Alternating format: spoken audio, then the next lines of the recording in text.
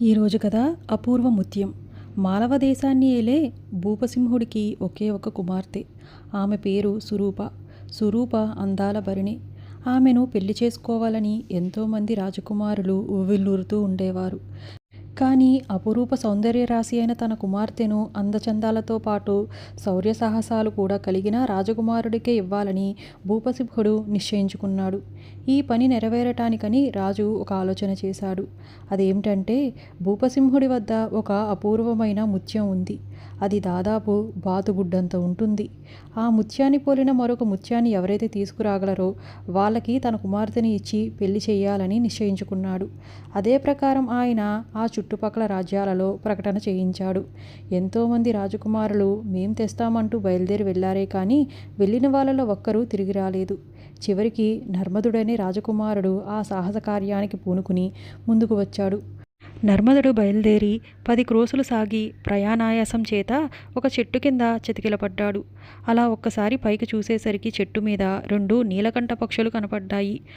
అవి దుఃఖంలో ఉండటం కనిపెట్టి నర్మదుడు వాటి మంచి చెడ్డలు అడిగేసరికి తమకు గల ఒక్కగానొక్క బిడ్డను ఉదయాన్నే ఒక వేటగాడు తీసుకుపోయాడని, అదే తమ దుఃఖానికి కారణమని చెబుతూ వాడి పోయిన దిక్కు కూడా ఆ పక్షులు ఆనవాలు చెప్పాయి.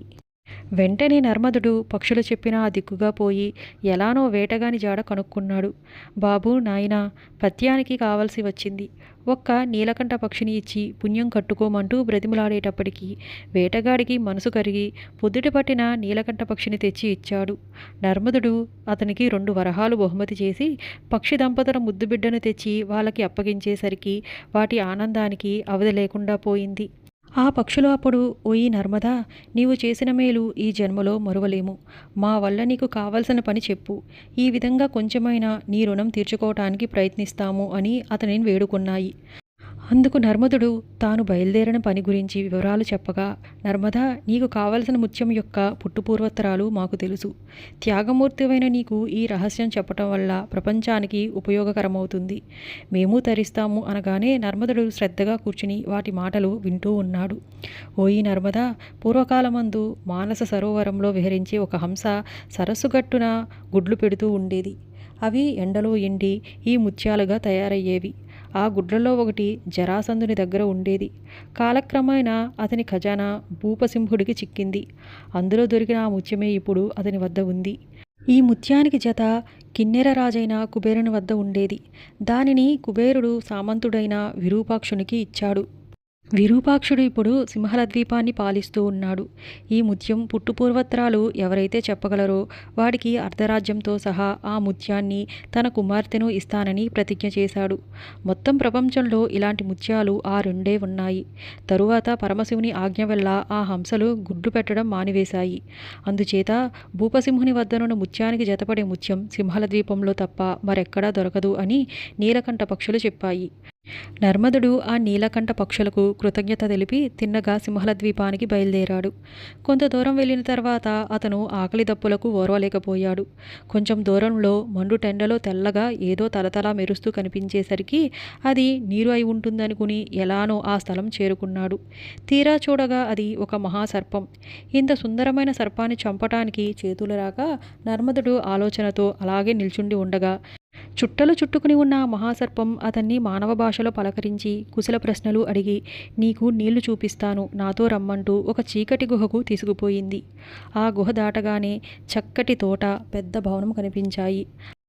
అనేక మంది గంధర్వ కుమారులు అర్ఘ్యపాద్యాదులు పట్టుకువచ్చి నర్మదుణ్ణి పూజించారు. నర్మదుడు కాసేపు అలా సేద తీర్చుకుని అలా ఎదుట చూసేసరికి తన వెంట వచ్చిన మహాసర్పం కూడా ఒక గంధర్వునిగా మారిపోవటం గమనించి ఆశ్చర్యపడి అతని చరిత్ర చెప్పమని కోరాడు. అందుకు ఆ గంధర్వుడు, శాపవసాన నేను ఈ సర్పరూపం ధరించవలసి వచ్చింది. నీ దర్శనం వల్ల నాకు శాప విముక్తి అవుతుందని మా గురువుగారు చెప్పారు. అందుకనే ఇప్పటి వరకు నీ కోసం కాచుకొని ఉన్నాను అని చెప్పగా ఇది విని నర్మదుడు చాలా సంతోషించాడు. తమ రాజకుమారుడికి శాప విముక్తి కలిగినందుకు ఆ రోజున ఆ గంధర్వ నగరమంతా ఎంతో సందడిగా ఉంది. మరునాడు నర్మదుడు వారికి నమస్కరించి సెలవు తీసుకుంటాను అనగా వారు ఎంతగానో ఉచిత మర్యాదలతో అతన్ని కొన్ని యోజనాల దూరం వరకు సాగనంపారు. అంతేకాదు నర్మదుడు నడక సాగించటం కష్టమనుకుంటే అప్పుడు తమని తలుచుకుంటే ఒక రెక్కల గుర్రం ప్రత్యక్షమయ్యేటట్లు వరం కూడా ఇచ్చారు. నర్మదుడు మళ్ళీ బయలుదేరి పోతూ ఉండగా దారిలో దిగులుగా కూర్చుని ఉన్న ఒక కిన్నెర కుమారుడు కనిపించి ఇలా చెప్పసాగాడు. సింహల దేశపు రాజకుమార్తె యొక్క అపురూప సౌందర్యం గురించి విని పెళ్లాడాలి అని నిశ్చయించుకున్నాను.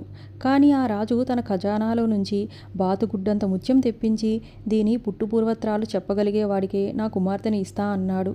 అందుచేత ఏమీ చెయ్యటానికి పాలుపోక ఇలా ఇక్కడ కూర్చున్నాను అని అన్నాడు. నర్మదుడు ఆ కిన్నెర కుమారునికి ధైర్యం చెప్పి తన వెంట రమ్మన్నాడు. ముందున్నది రాక్షసుల దేశం గనుక తగిన జాగ్రత్తలతో ఉండాలని నర్మదుడు గంధర్వులని తలుచుకున్నాడు. వెంటనే ఒక రెక్కల గుర్రం ప్రత్యక్షమయ్యింది. ఇక భయమేమీ లేదు అనుకుని వారిద్దరూ ఆ గుర్రం మీద ఆకాశ మార్గాన ఎగిరి అనేక చిత్రాలు చూసుకుంటూ పోయి ఒక పెద్ద అడవిలో దిగారు. గుర్రాన్ని ఒక చెట్టుకు కట్టేసి ఫలాలు ఏమైనా దొరికితే తిందామని అలా అడవిలోకి పోయారు. ఇంతలో ఒక రాక్షస గుంపు వచ్చి వారిని పట్టుకుని భలే భలే, ఇన్నాళ్లకు మన రాజుకు మళ్ళీ నరమాంసం దొరికింది అంటూ సంతోషంతో తీసుకుపోయారు. ఈ వార్త తెలిసి ఆ రాక్షసరాజు వీరిని జాగ్రత్తగా ఉంచండి, ఎల్లుండి ఆరగిస్తాను అనగానే భటులు వారిని ఖైదు చేసి ఉంచారు. నర్మదుడు తాను పట్టుబడినందుకు విచారించలేదు కానీ నిష్కారణంగా కిన్నెర కుమారునికి తన వలన ప్రాణాపాయం కలిగింది అని చాలా దుఃఖించాడు. అయితే వీళ్ళిద్దరినీ చూసినప్పటి నుంచి వృద్ధుడైన కాపలావాడికి వారిని గురించి ఒక మంచి భావం ఏర్పడి అందరూ నిద్రించగా చూసి వాళ్ళ చరిత్ర అడిగి తెలుసుకున్నాడు. నర్మదుడు ఉన్నది ఉన్నట్లు చెప్పగానే వాడి మనసు కరిగి వెంటనే వారిని విడిచిపెట్టి పోయిరండి బాబు, మీకు జయం కలుగుతుంది అంటూ దీవించాడు. అపరిమితమైన సంతోషంతో వారు తమ రెక్కల గుర్రాన్ని ఎక్కి మళ్ళీ ప్రయాణం మొదలుపెట్టారు. ఒక పట్టణం కనపడేసరికి అక్కడ దిగారు. వారు దిగడంతోటే కొంతమంది భటులు వారిని బంధించి ఆ దేశాచారం ప్రకారం రాజు ఎదుట నిలబెట్టారు. తీరా చూడగా అది వారు వెళ్లదామనుకుంటున్న సింహల ద్వీపమే. సింహల దేశపు రాజు 2 మాటల్లో వారి సంగతి సందర్భాలు తెలుసుకుని రాచమర్యాదలతో వారిని సత్కరించాడు. కొంచెం స్థిమితపడగానే నర్మదుడు తాను నీలకంఠ పక్షుల వల్ల విన్న వృత్తాంతమంతా పూసగుచ్చినట్లు చెప్పేసరికి కిన్నెర కుమారుడు ఆశ్చర్యభరితుడయ్యాడు. రాజు సంతోషం పట్టలేక స్వయంగా దిగవచ్చి నర్మదుణ్ణి చెయ్యి పట్టుకు తీసుకువెళ్ళి సింహాసనం మీద తన పక్కన కూర్చోబెట్టుకుని తన శపథాన్ని వెల్లడించాడు. ఇందుకు నర్మదుడు, మహారాజా, మీ మాటలకు నాకు ఆనందంగా ఉంది. అయితే ఈ కిన్నెర కుమారుని కోరిక తీర్చాలని నేను మనసులో నిశ్చయించుకుని ఉన్నాను. కనుక అపురూపమైన ఈ ముత్యం నాకు చాలు. అందాల భరణి అయిన నీ కుమార్తె అనే ఆణిముత్యాన్ని నా స్నేహితుడికి ఇచ్చి వివాహం చేసినట్లయితే చాలా సంతోషిస్తాను అని చెప్పగానే నర్మదుని హుందాకు ఉపకార బుద్ధికి మెచ్చుకుని సింహలరాజు తన కుమార్తెను ఆ కిన్నెర కుమారునికి ఇచ్చి వివాహం చేశాడు. తర్వాత నర్మదుని కోరిక ప్రకారం తన వద్ద ఉన్న ముత్యాన్ని ఆప్యాయంగా అతనికిచ్చి సాగనంపాడు. ఈ విధంగా అనేకమైన శ్రమలను ఓర్చి అపూర్వమైన ముత్యాన్ని సంపాదించడమే కాక కిన్నెర కుమారునికి తను అనుకోకుండా చేయగలిగిన సహాయానికి నర్మదుడు ఎంతో సంతోషించి అతన్ని అక్కడే వదిలేసి తను తిరిగి మాలవదేశం చేరుకున్నాడు. ఇన్నాళ్లకు తన ముద్దుల కుమార్తెకు తగిన వరుడు లభించినందుకు భూపసింహుడు చాలా ఆనందించాడు. ఆ వెంటనే ఒక శుభముహూర్తాన ఆకాశమంత పందిరి వేసి భూదేవంత అరుగు వేసి వారిద్దరికీ అతి వైభవంగా వివాహం చేశాడు. దంపతులిద్దరూ చిలకా గోరింకల్లాగా హాయిగా కాలం గడుపుతూ ఉన్నారు.